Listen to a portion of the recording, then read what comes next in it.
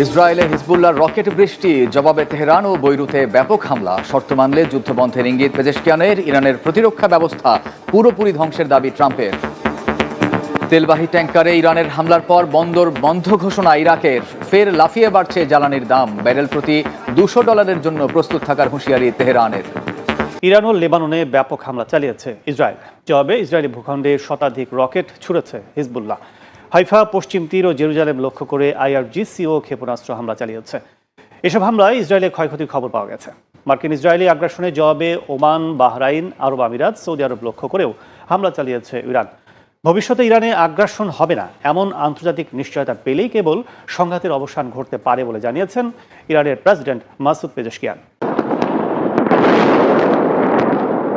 মধ্যপ্রাচ্যের আকাশ এখন বারুদের গন্ধে ভারী। স্থানীয় সময় বুধবার রাতে লেবানন জুড়ে নজিরবিহীন হামলা চালিয়েছে ইসরায়েল। দেশটির বৈরুত, দাহি, দক্ষিণাঞ্চল ও সীমান্তবর্তী এলাকায় একযোগে আক্রমণ করে নেতানিয়াহুর সামরিক বাহিনী। হিজবুল্লাহর সামরিক অবকাঠামো গুঁড়িয়ে দেওয়ার নামে চালানো এই আগ্রাসনে প্রাণ গেছে অনেকের।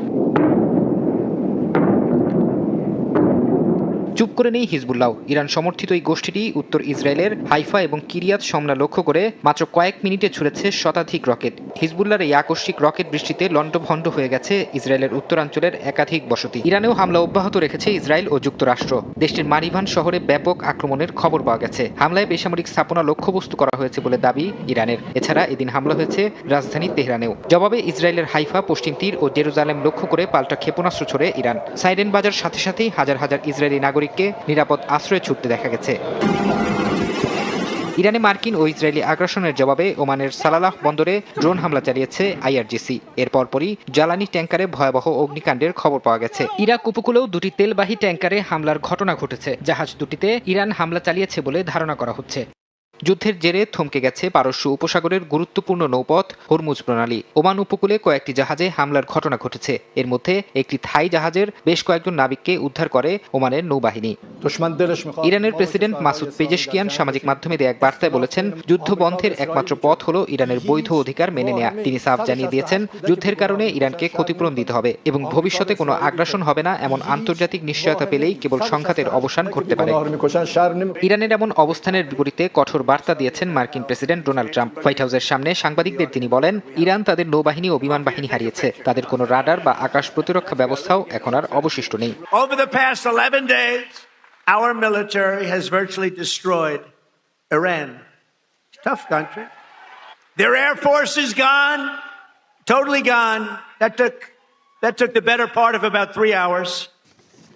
এদিকে উপসাগরীয় দেশগুলোতে ইরানের হামলার তীব্র নিন্দা জানিয়ে জাতিসংঘের নিরাপত্তা পরিষদে একটি প্রস্তাব পাশ হয়েছে। বাহরাইনের নেতৃত্বে উপসাগরীয় সহযোগিতা পরিষদের পক্ষ থেকে এই প্রস্তাব উত্থাপন করা হয়। এর পক্ষে ভোট দিয়েছে 13টি দেশ। তবে ভোটদানে বিরত ছিল রাশিয়া ও চীন। যদিও প্রস্তাবে ইরানে মার্কিন ও ইসরায়েলি আগ্রাসনের বিষয়ে কিছুই বলা হয়নি। ইরাকের জলসীমায় তেলবাহী ট্যাঙ্কারে ইরানের হামলার পর ফের লাফিয়ে বাড়ছে জ্বালানি তেলের দাম। ব্যারেল প্রতি আবারও ছুঁয়েছে $100। আন্তর্জাতিক জ্বালানি সংস্থা IEA এর বাজারে তেল ছাড়াই সিদ্ধান্তের প্রতিক্রিয়ায় এমন হামলা বলে ধারণা বিশ্লেষকদের। ইরাকের আলফা বন্দরে দুটি বিদেশি তেলবাহী ট্যাঙ্কারে হামলার ঘটনা ঘটেছে। এতে দেশটির সব কয়টি জ্বালানি বন্দরের কার্যক্রম পুরোপুরি বন্ধ করে দেওয়া হয়েছে, যা সরবরাহ ব্যবস্থায় নতুন সংখ্যা যোগ করায় ফের বিশ্ববাজারে লাফিয়ে বাড়ছে অপরিশোধিত তেলের দাম।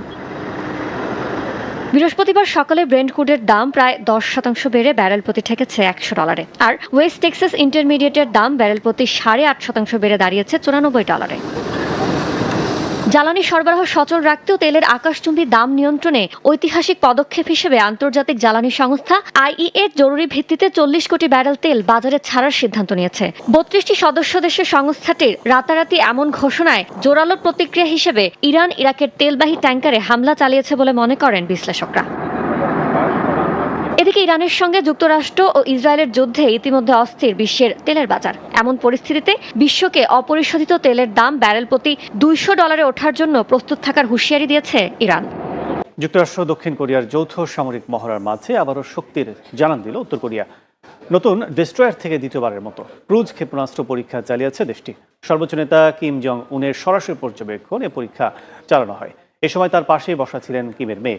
রাষ্ট্রীয় সংবাদ মাধ্যম KCNA জানায়, পশ্চিম উপকূলের নাফখো এলাকার কাছে সমুদ্রে অবস্থানরত জাহাজ থেকে ক্ষেপণাস্ত্রগুলো নিক্ষেপ করা হয়। সেগুলো ইয়েলো সাগরের আকাশপথ ধরে উড়ে নির্ধারিত লক্ষ্যবস্তুতে আঘাত হানে। কিম জং উন দাবি করেন, দেশের যুদ্ধ প্রতিরোধ ব্যবস্থার বিভিন্ন উপাদান এখন আরও উন্নত ও বহুমাত্রিক অপারেশনে অন্তর্ভুক্ত হচ্ছে। একই সঙ্গে নতুন যুদ্ধজাহাজে থাকা স্বয়ংক্রিয় নৌ অস্ত্রের কার্যকারিতা মূল্যায়নের নির্দেশ দেন তিনি। গত সপ্তাহে একই ডেস্ট্রয়ার থেকে একই ধরনের ক্ষেপণাস্ত্র পরীক্ষা চালানো হয়েছিল। ইরান যুদ্ধের কৌশলগত অচলাবস্থা ভাঙতে মস্কো দ্বারস্থ হয়েছেন মার্কিন প্রেসিডেন্ট ডোনাল্ড ট্রাম্প।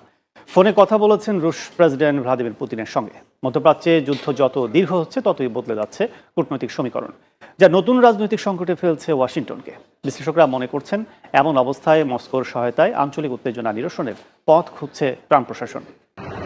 ইরানের বিরুদ্ধে যুক্তরাষ্ট্র ও ইসরায়েলের সামরিক অভিযান শুরুর পর থেকেই দ্রুত বিজয়ের আশা দেখিয়েছেন মার্কিন প্রেসিডেন্ট ডোনাল্ড ট্রাম্প। তবে যুদ্ধ দীর্ঘায়িত হওয়ার সঙ্গে সঙ্গে স্পষ্ট হচ্ছে যুক্তরাষ্ট্রের কৌশলগত অচলাবস্থা। এমন পরিস্থিতিতে রাশিয়ার প্রেসিডেন্ট ভ্লাদিমির পুতিনের সঙ্গে ফোনে কথা বলেন ট্রাম্প। বিশ্লেষকদের মতে এই ফোনালাপ সংঘাত নিরসনে মার্কিন প্রেসিডেন্টের কূটনৈতিক পথ খোঁজার চেষ্টা। ওয়াশিংটন এখনও কঠোর ভাষায় ইরানের ভবিষ্যৎ রাজনৈতিক অবস্থার বিষয়ে মন্তব্য করছে। এমনকি ইরানের সর্বোচ্চ ধর্মীয় নেতৃত্ব নিয়েও প্রকাশ্যে মন্তব্য করেছেন ট্রাম্প। তবে বাস্তবে বদলে যাচ্ছে মধ্যপ্রাচ্যের রাজনৈতিক পরিবেশ। দূরত্ব বাড়ছে উপসাগরীয় অঞ্চলে মার্কিন মিত্রদের মধ্যে, যা অস্বস্তিতে ফেলছে ট্রাম্প প্রশাসনকে। সামরিক ও কূটনৈতিক মহল ছাড়িয়ে যুদ্ধের প্রভাব পড়েছে বিশ্ব জ্বালানি বাজারে। হরমুজ প্রণালী দিয়ে তেল ও গ্যাস পরিবহন ঝুঁকিতে চাপের মুখে বৈশ্বিক জ্বালানি সরবরাহ শৃঙ্খল।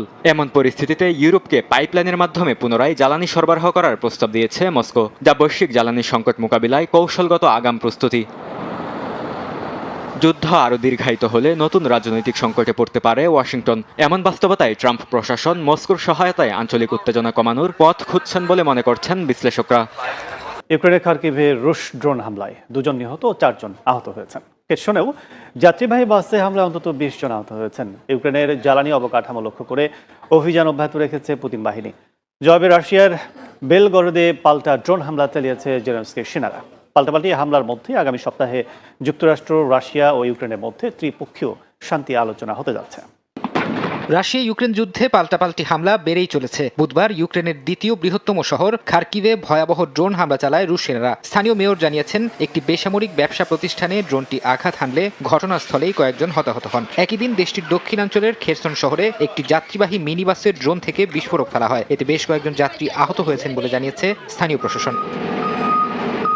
বেসামরিক লক্ষ্যবস্তুর পাশাপাশি ইউক্রেনের জ্বালানি অবকাঠামো লক্ষ্য করেও হামলা অব্যাহত রেখেছে রাশিয়া। চালানো হচ্ছে ব্যাপক অভিযান। ওডেসা অঞ্চলের একটি গুরুত্বপূর্ণ তেল উত্তোলন স্টেশনে টানা দ্বিতীয় দিনের মতো হামলা চালিয়েছে পুতিন বাহিনী। ইউক্রেনের রাষ্ট্রীয় তেল কোম্পানির প্রধান জানিয়েছেন, ইউরোপে তেল সরবরাহ বন্ধ করতেই এই হামলা। চলতি বছর এখন পর্যন্ত তাদের স্থাপনায় মস্কো 30 বারের বেশি আক্রমণ চালিয়েছে বলে দাবি কিয়েভের। যুদ্ধের ময়দানে নিজেদের অগ্রগতির দাবি করেছে রুশ প্রতিরক্ষা মন্ত্রণালয়। তাদের দাবি, উত্তর সামরিক বাহিনীর বিশেষ অভিযানে ইউক্রেনের সুমি অঞ্চলের চেরভোনা জারিয়া গ্রাম এখন রাশিয়ার পূর্ণ নিয়ন্ত্রণে। যদিও এ বিষয়ে কিছু জানায়নি জেলেনস্কি প্রশাসন। ইউক্রেনীয় বাহিনীও লড়াই চালিয়ে যাচ্ছে। রাশিয়ার ভেতরে ড্রোন হামলা চালিয়ে পাল্টা জবাব দিচ্ছে তারা। বেলগোরোদ অঞ্চলের গভর্নর জানিয়েছেন, ইউক্রেনের ড্রোন হামলায় সেখানে কয়েকজন বেসামরিক নাগরিক আহত হয়েছেন। এদিকে গেল মঙ্গলবার ব্রায়ান্স্ক অঞ্চলে যুক্তরাজ্যের তৈরি স্টর্ম শ্যাডো মিসাইল দিয়ে হামলার অভিযোগ তুলেছে মস্কো। রাশিয়ার দাবি, এই হামলার পেছনে ব্রিটেনের উস্কানি রয়েছে, যা চলমান শান্তি আলোচনাকে বাধাগ্রস্ত করবে। ভয়াবহ যুদ্ধের মধ্যেই নতুন করে আশার আলো হয়ে দেখা দিচ্ছে ত্রিপক্ষীয় শান্তি আলোচনা। মার্কিন বিশেষ দূত স্টিভ উইটকফ জানিয়েছেন, ইউক্রেন, যুক্তরাষ্ট্র এবং রাশিয়ার মধ্যে পরবর্তী দফার বৈঠক আগামী সপ্তাহে হতে পারে। ক্রেমলিনের মুখপাত্র দিমিত্রি পেসকভ বৈঠকের সুনির্দিষ্ট তারিখ না জানালেও আলোচনার সম্ভাব্য স্থান হিসেবে তুরস্কের ইস্তাম্বুলের কথা উল্লেখ করেছেন। প্রেসিডেন্ট ভলোদিমির জেলেনস্কি জানিয়েছেন, শান্তি প্রতিষ্ঠায় তুরস্ক বা সুইজারল্যান্ডে এই সংলাপ অনুষ্ঠিত হওয়ার জোরালো সম্ভাবনা রয়েছে। লাতিন আমেরিকার দেশ চিলিতে নতুন প্রেসিডেন্টের শপথ ঘিরে ব্যাপক বিক্ষোভ হয়েছে। বুধবার 59 বছর বয়সী হোসে অ্যান্টোনিও কাস্তে বন্দর নাগারি ভালপারাইসোর পার্লামেন্ট ভবনের শপথ নেন। এ সময় বাইরে বিক্ষোভকারীরা পুলিশের ব্যারিকেড ভেঙে ফেলার চেষ্টা করলে শুরু হয় সংঘাত। দাঙ্গা পুলিশ জলকামান ও টিয়ার শেল ব্যবহার করে জনতাকে ছত্রভঙ্গ করার চেষ্টা করে। এ সময় ইট পাটকেল আর অগ্নিসংযোগের মাধ্যমে পাল্টা জবাব দেয় বিক্ষোভকারীরা। দুপক্ষের সংঘর্ষে কয়েকজন বিক্ষোভকারী ও পুলিশ সদস্য আহত হয়েছেন। আইনশৃঙ্খলা বাহিনীর কাজে বাধা দেওয়ার অভিযোগে কয়েকজনকে আটক করা হয়েছে। কাছ থেকে চিলির গণতন্ত্রে ফেরার পর থেকে সবচেয়ে কঠোর ডানপন্থী নেতা হিসেবে বিবেচনা করা হচ্ছে। তার নির্বাচনী ইশতেহারে ছিল অভিবাসন বিরোধী কঠোর অবস্থান এবং অপরাধ দমনে আপোষহীন যুদ্ধের ঘোষণা। 2026 ফিফা বিশ্বকাপে ইরানের অংশগ্রহণ নিয়ে তৈরি হওয়া দীর্ঘ জল্পনা কল্পনার অবসান ঘটিয়েছেন মার্কিন প্রেসিডেন্ট ডোনাল্ড ট্রাম্প। ইরানকে বিশ্বকাপে স্বাগত জানিয়েছেন তিনি। ফিফা প্রেসিডেন্ট জিয়ান্নি ইনফান্তিনোর সঙ্গে বৈঠকে আহ্বান জানিয়েছেন ডোনাল্ড ট্রাম্প। ভৌগোলিক উত্তাপ আর রণক্ষেত্রের বারুদ সবই এখন আছড়ে পড়ছে ফুটবল মাঠে। ফিফা বিশ্বকাপে মাঠের লড়াই শুরু হতে বাকি আরো কয়েক মাস।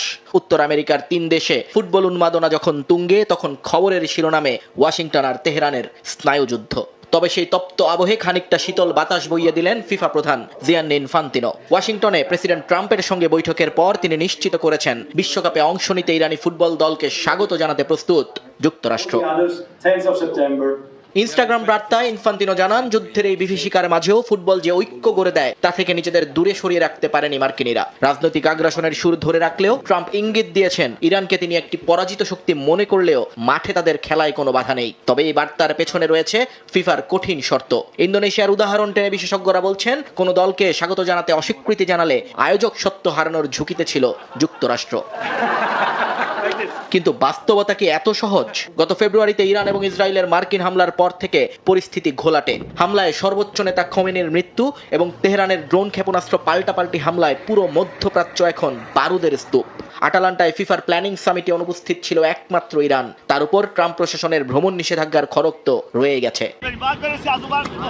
ইরানি ফুটবল ফেডারেশনের প্রধান মেহেদি তাজের কণ্ঠেও ফুটে উঠেছে সংশয়। বিশেষ করে নারী ফুটবলারদের দল ত্যাগের পর খোদ ফেডারেশনই বিশ্বকাপে দল পাঠানো নিয়ে দ্বিধাগ্রস্ত। লস অ্যাঞ্জেলেস আর সিয়াটলে ইরানের গ্রুপ পর্বের খেলা হওয়ার কথা থাকলেও ফুটবলারদের নিরাপত্তার ভিসা প্রাপ্তি এখন বড় প্রশ্ন। ফিফার জন্য এটা এক কঠিন পরীক্ষা। ফিফা পিস প্রাইজ পাওয়া ডোনাল্ড ট্রাম্প আর ইরানের ফুটবলীয় স্বপ্ন দুয়ের মাঝে ভারসাম্য রাখতে চাইছে জুরিক। বিশ্বকাপের চিফ অপারেটিং অফিসার হাইমো শিরগি স্পষ্ট জানিয়ে দিয়েছেন, পরিস্থিতি যেদিকেই যাক, যে অবস্থায় তৈরি হোক না কেন, টুর্নামেন্ট পেছানোর কোনো সুযোগ নেই। এখন দেখার বিষয়, ফুটবল কি পারবে যুদ্ধের দামামা থামিয়ে 1950 সালের পর প্রথম কোনো দেশের নাম প্রত্যাহারের কলঙ্ক রুখতে? উত্তর মিলবে বিশ্বকাপের কিকঅফে। মধ্যপ্রাচ্যের যুদ্ধ পরিস্থিতির কারণে আয়ারল্যান্ডে লাফিয়ে বাড়ছে পেট্রোল ও ডিজেলের দাম। পাশাপাশি রেকর্ড ভেঙেছে ঘর গরম করার জন্য প্রয়োজনীয় কেরোসিন তেলের দামও। শীতপ্রধান দেশটিতে জ্বালানির এমন লাগামহীন মূল্যবৃদ্ধিতে চরম বিপাকে পড়েছেন স্থানীয় বাসিন্দা ও প্রবাসী বাংলাদেশিরা।